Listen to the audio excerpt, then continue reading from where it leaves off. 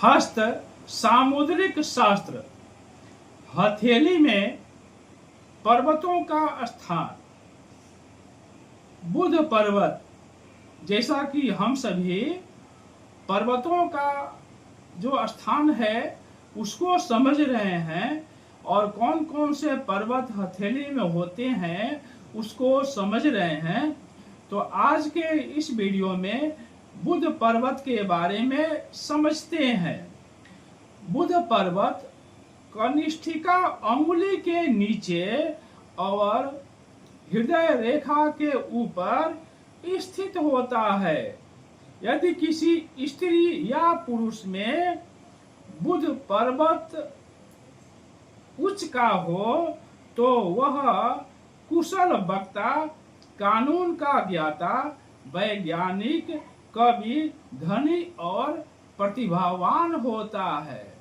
यानी यदि किसी स्त्री या पुरुष के हथेली में बुध पर्वत उभरा हुआ हो, उच्च का हो, तो वह कुशल वक्ता होता है, कानून का ज्ञाता होता है, वैज्ञानिक होता है, धनी होता है, कवि होता है और वह प्रतिभावान होता है। नमस्कार, हस्तरेखा और भाग्य दर्पण में आप सभी का हार्दिक अभिनंदन है। आप देख रहे हैं हस्तरेखा और भाग्य दर्पण। मैं जयप्रकाश शर्मा आप सभी का हार्दिक स्वागत करता हूं। आज के इस वीडियो में बुध पर्वत के बारे में समझते हैं। यदि बुध पर्वत अच्छा हो तो व्यक्ति व्यापार भी करता है और बुध पर्वत यदि अच्छा है तो वह व्यक्ति राजकीय उच्च सेवाएं भी प्रदान करता है, अर्थात राजकीय उच्च सेवा पर वह आसीन होता है, अर्थात राजकीय उच्च सेवा की वह नौकरी करता है, अर्थात वह राजकीय उच्च सेवा पर आसीन होता है, वह प्रतिष्ठावान होता है। यानी उसकी अच्छी राजकीय उच्च सेवा की अच्छी नौकरियां उसकी होती है, अर्थात वह राजकीय उच्च सेवाएं पर आसीन होता है और वह उच्च पद प्राप्त करता है। लेकिन जैसा कि हम बता रहे हैं कि किसी भी पर्वत का ज्यादा से ज्यादा उभरा हुआ नहीं होना चाहिए। यदि यही बुध पर्वत अधिक ऊंचा है, उभरा हुआ ज्यादा है, तो यह बुध पर्वत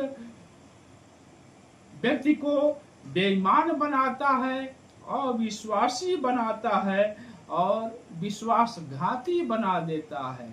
यदि किसी व्यक्ति के हथेली में बुध पर्वत अत्यधिक उभरा हुआ है तो वह व्यक्ति विश्वासघाती होता है, बेईमान होता है। तो इसलिए बुध पर्वत का ज्यादा से ज्यादा उभरा हुआ यह बुध के अवगुण को समावेश कर देता है और व्यक्ति को शिक्षा पाने में भी कठिनाई होती है। यदि बुध पर्वत नीचा हो, बुध पर्वत दबा हुआ है, तो व्यक्ति धनहीन होता है, मंद बुद्धि वाला होता है, उसकी बुद्धि जो होती है मंद होती है और विद्या में तरक्की नहीं कर सकता है। यदि बुध पर्वत दबा हुआ है तो वह व्यक्ति धनहीन होता है, मंद बुद्धि वाला होता है और वह व्यक्ति तरक्की नहीं कर सकता है। यदि किसी स्त्री के हाथ में बुध पर्वत उच्च का है तो वह राज्य में राजकीय सेवा प्रदान करती है, यानी राजकीय सेवाओं पर वह उच्च पद प्राप्त करती है, लेकिन उसका चरित्र अच्छा नहीं होता है। यानी यदि किसी स्त्री के हाथ में बुध पर्वत उच्च का है तो वह राजकीय सेवाएं प्रदान करती है, लेकिन उसका चरित्र अच्छा नहीं होता है। यदि बुध पर्वत पर स्टार का चिन्ह बना हो, तारे का चिन्ह बना हो, तो वह स्त्री या पुरुष जो होता है विश्वासघाती होता है और चोर होता है।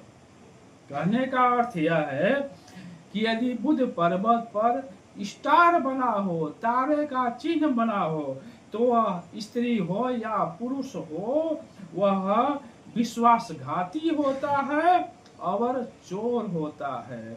यदि बुध पर्वत पर त्रिकोण का चिन्ह बना हो, तो वह व्यक्ति मान प्रतिष्ठा प्राप्त करता है, राजदूत होता है और व्यापारी होता है। और या राजदूत होगा या व्यापारी होगा, तो वह प्रतिष्ठा प्राप्त करता है और धन अर्जित करता है। यदि बुध पर्वत पर 2-4 खड़ी रेखाएं हो, तो वह डॉक्टर होता है, केमिस्ट होता है।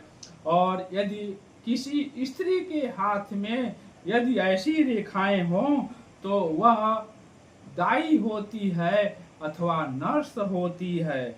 यानी बुध पर्वत पर यदि 3-4 खड़ी रेखाएं हों, तो वह डॉक्टर होता है, केमिस्ट होता है।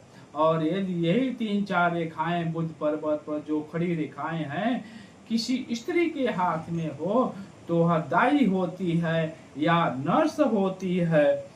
यदि बुध पर्वत उच्च का हो और उस पर गुणा का चिन्ह हो, क्रॉस का चिन्ह हो, तो वह व्यक्ति जुआरी होता है, यानी जुआ खेलने वाला होता है। हमारी पूरी टीम की तरफ से आप सभी को बहुत बहुत धन्यवाद। यह हस्तरेखा और भाग्य दर्पण चैनल सभी के लिए है, सभी देखें और सभी ज्ञान प्राप्त करें। ज्ञान प्राप्त होते ही ज्ञान से ही लक्ष्मी आती है। कोई टोने टोटका करने से लक्ष्मी नहीं आती है। चाहे जादू सीखने से पैसे की बारिश नहीं होती है। हमारे बहुत से देश ऐसे हैं कि केवल वहां पर जादू टोने ही होते हैं और वह देश बिल्कुल गरीब की सीमा पर ही होता है। यानी टोने टोटके करने से कोई धनवान नहीं बनता है। तो यह ज्ञान है, जितना ज्ञान होगा उतना आदमी व्यक्ति धनवान होता है। ज्ञान से ही धन की प्राप्ति होती है। अतः यह हस्तरेखा और भाग्य दर्पण सभी देखें, भाई बंधु माता पिता बहनें सभी देखें। यह सभी के लिए है। हमारी पूरी टीम की तरफ से आप सभी को बहुत बहुत धन्यवाद।